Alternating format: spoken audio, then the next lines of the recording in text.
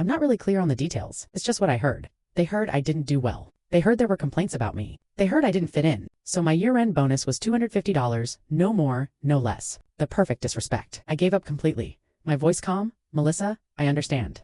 But I already resigned before the holidays and completed the normal exit procedures. Sophia, why are you being so stubborn? Listen to me, Melissa. I cut her off. 7 years. I never missed a day of work. Never took a day off sick. Never refused overtime once. I believe I've done right by this company. If there's anything that needs to be handed over, I can cooperate. Beyond that, don't call me again. Sophia Bennett, she lost her temper. Her voice rising. What kind of attitude is that? I'm trying to help you and you don't know what's good for you. I hung up directly. I didn't want my former company ruining my good mood on my first day at the new job. My phone hadn't been quiet for 5 minutes when it rang again. This time it was a FaceTime call from Claire, my former subordinate who'd taken my Outstanding Employee Award last year. I declined. Half a minute later, Snapchat messages popped up, one after another. Hey, why aren't you answering? Mr. Grant is really angry.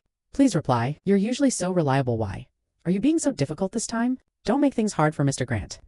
I looked at these messages, my heart perfectly calm. Claire, full name, Claire Patterson, had been with the company 3 years.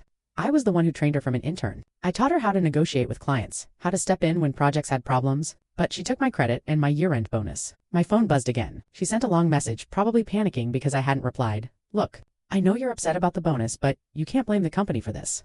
Last year was tough for everyone with the economy. Mr. Grant actually values you a lot. If you quit over this little bit of money, what will people say? Besides, the company invested so much in training you all these years. Can you really just walk away with a clear conscience? Conscience? I stared at those 2 words and suddenly found it almost funny. I typed back. Who secretly copied my client files while I was on sick leave? Who repackaged my ideas at staff meetings and presented them as her own? Who bought bubble tea for the entire department before year-end evaluations and forgot only me? You're the last person who should talk to me about conscience. Less than 3 minutes after I sent that message, she sent another one with a tone of disappointment. What's the point of saying all this? You're just making trouble, and you're the only one who'll suffer in the end. Where do you think you can go after leaving the company? Do you know how many graduate students can't find work right now? You're just a bachelor's degree holder, 30 years old and still unmarried. Everything impressive on your resume came from company resources. Melissa already said if you don't come back, Mr. Grant will spread the word. Who in this industry will dare hire you then? So this was a warning. My phone buzzed again. Hello? Say something. We're all waiting. I opened the chat and sent an emoji, a smiling bean. Then I blocked her and got up to wash up.